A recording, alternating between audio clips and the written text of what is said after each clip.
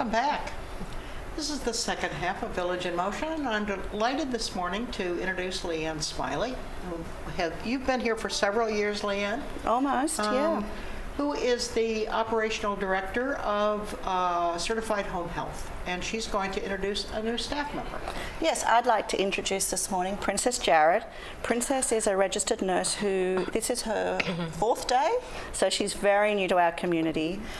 She comes to us with a range of home health experiences, but her job here at Greenspring will be to help improve the quality of the care that we provide in Certified Home Health, and to ensure that we're meeting all those Medicare standards that we've talked about previously, because Medicare is becoming very much more stringent on the way that documentation happens, the way we send information to them, so that in the end we get we get the payment for the things that we do. So Princess's job within our agency will be very important and is to help us to get to that next level. But for residents, I think it means that we have someone who's really watching out for things that might impact, their results from home health, and can actually give our clinicians some guidance as well. And then for me, as a registered nurse, it's always wonderful to have another registered nurse to bounce ideas off. I have some wonderful team members. We've introduced, I think, Stella and Cheryl and Sally in the past.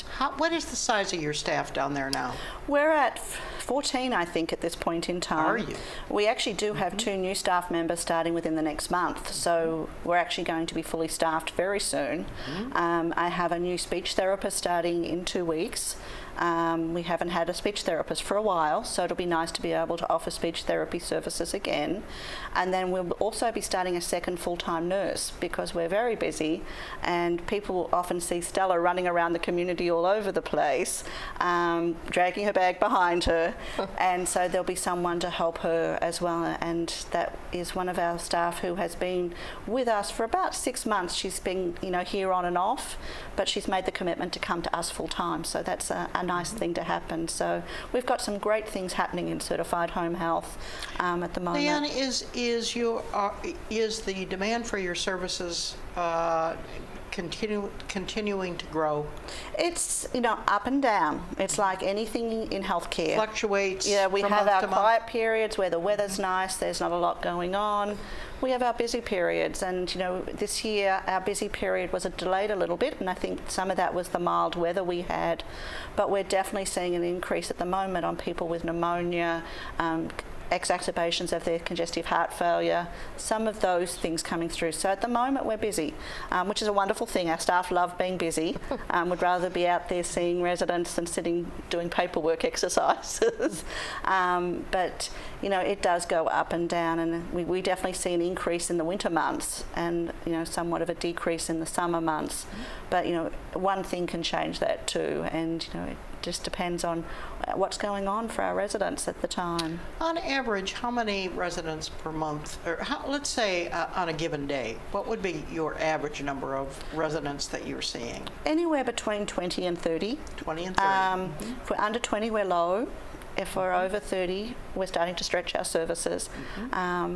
And we're staffed for that level, but I do have a lot of resources that if we get busier than that, I can definitely bring additional staff in. That was going to be my next question. So there are folks really on a call list? They are. I'm very fortunate to have on-call staff who have other jobs, so they're working with us as well as doing other jobs.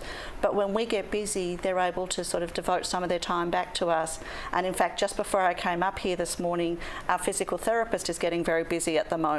So I was able to call one of those on-call physical therapists, and she's going to be back here working with our residents tomorrow. So I'm very fortunate to have a good team. So you've got flexibility then? Absolutely. I had no idea you actually had backup staff. That's terrific. We have a very small core staff because I think that's the way business has to run these days, especially when you do have a census that goes up and down. So you keep a staff of core people people, and in our office, those call people, Princess is one of those people. Stephanie Santiago, who I think we've introduced as the Shining Star of the Year in the past, she's our office coordinator. She's another one of those cool folks. Stella, my nurse, who is full-time. Wilda, my physical therapist, who is almost full-time. And then I have Karen and Cynthia as our occupational therapists. Other than that, they're the people who come here regularly every week, and they're part of the routine staff of Greenspring. But everyone on my on-call list is a member of the staff here at Greenspring, so we give them exactly the same training. We bring them on the same way. They're not agency, we're not bringing them in without anything like that. So my on-call staff are actually employees of Greenspring.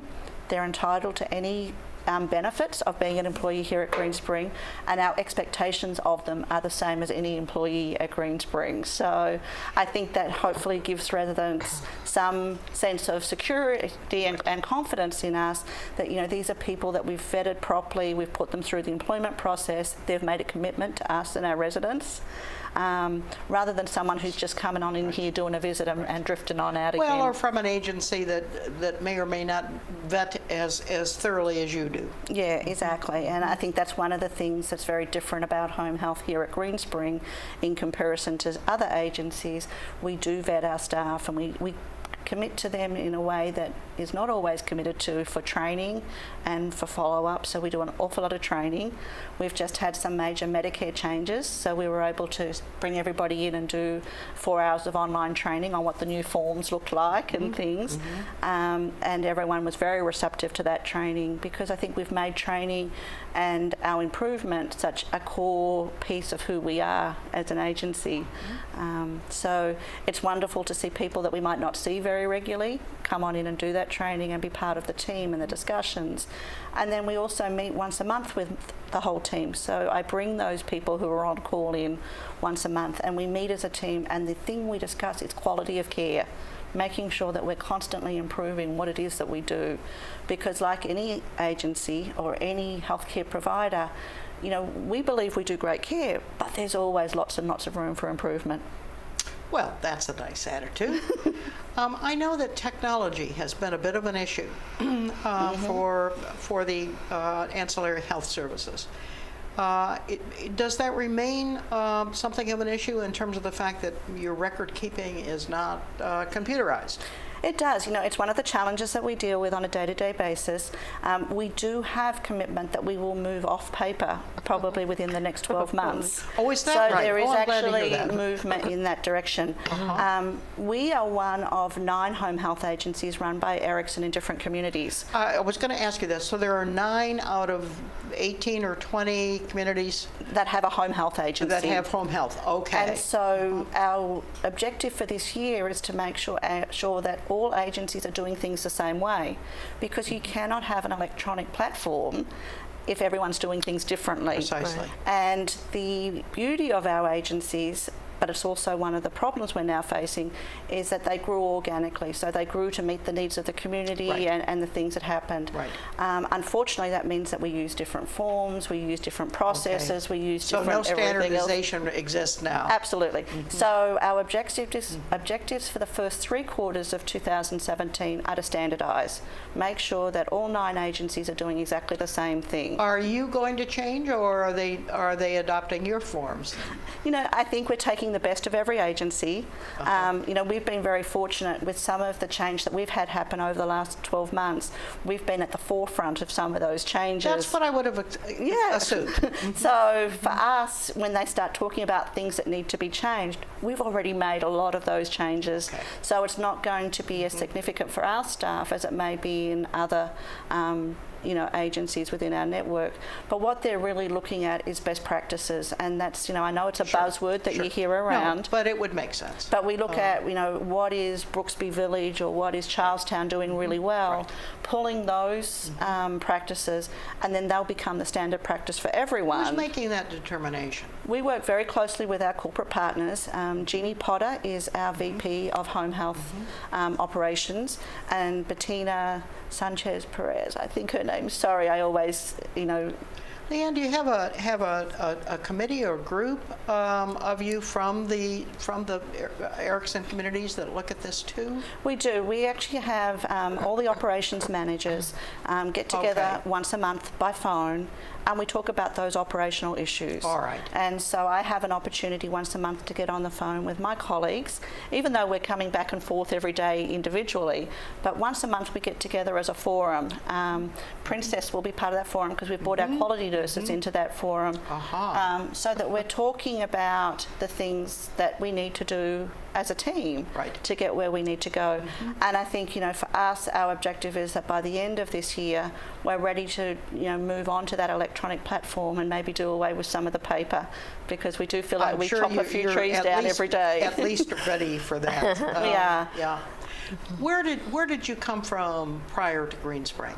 A professional healthcare resources. Okay, now tell me what that is. Oh, it's a home health agency. It's been out there for... A private agency? Yeah, it's been out there for 20 years. And I'll bet that was computerized. Yes, they computerized. They use Sonar.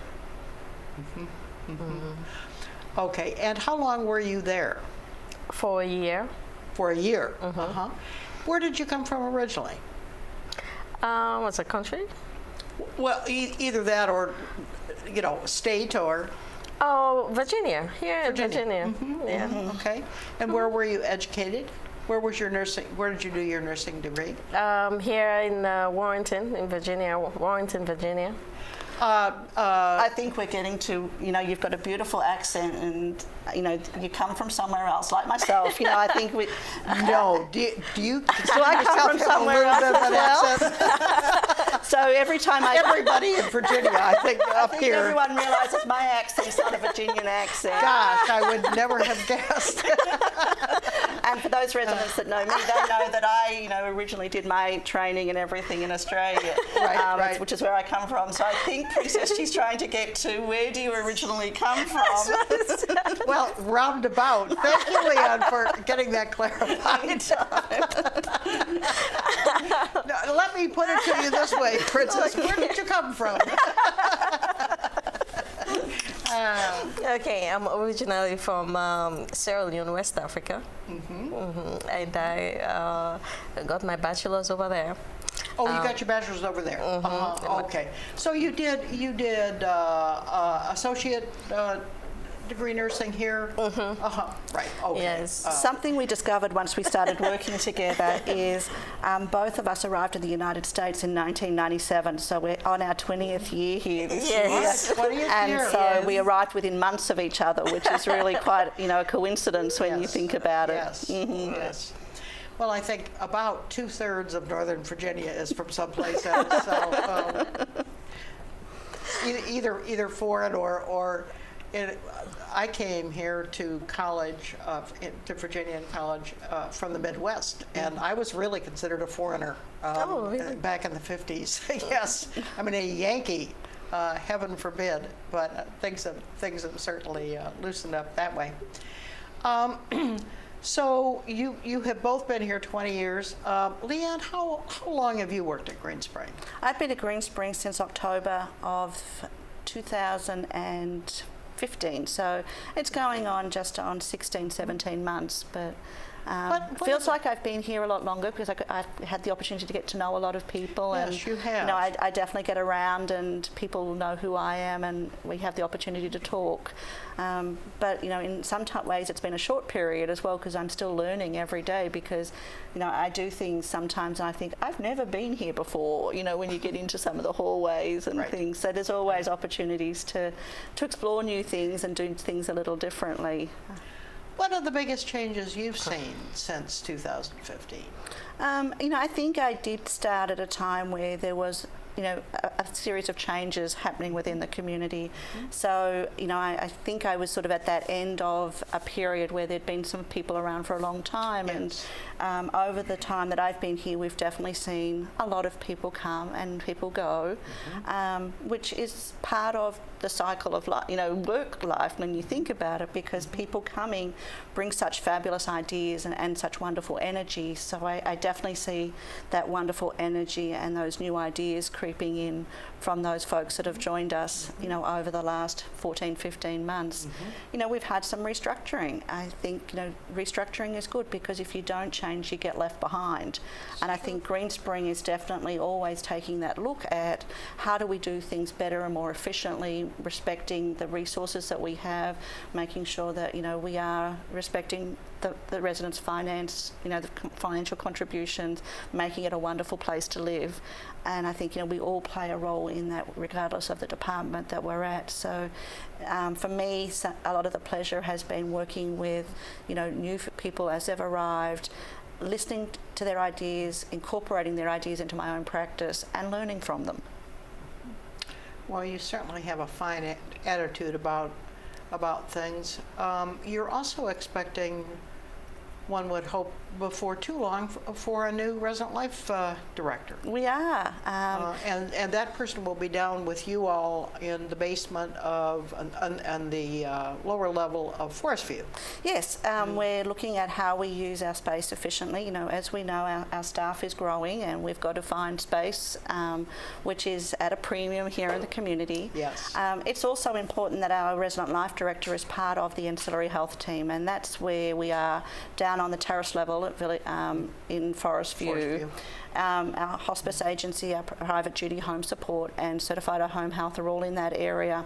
And we definitely want a resident life director who becomes, not an expert in every area, but has the ability to help support and guide those of us that, have responsibilities for those various departments. Yes. And I think that's the important qualities that we're hoping for in our next resident life director, is someone who's open to learning, looking at different ways, and then being a support to us when we identify strategies that might help us move in those directions. So we're excited by that too.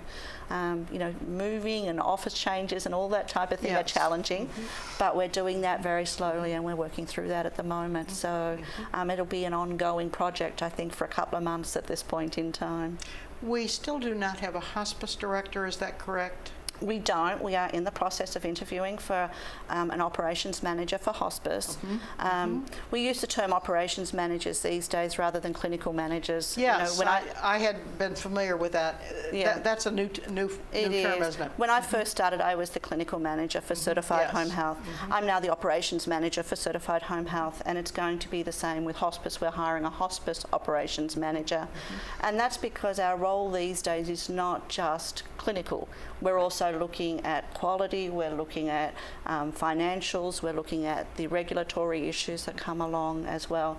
And so the expectation in that new hospice ops manager will be that they're able to take not just the clinical role, but they'll be able to encompass all the functions that need to happen within that. And we've interviewed some people, and I believe there's some other people ready to interview.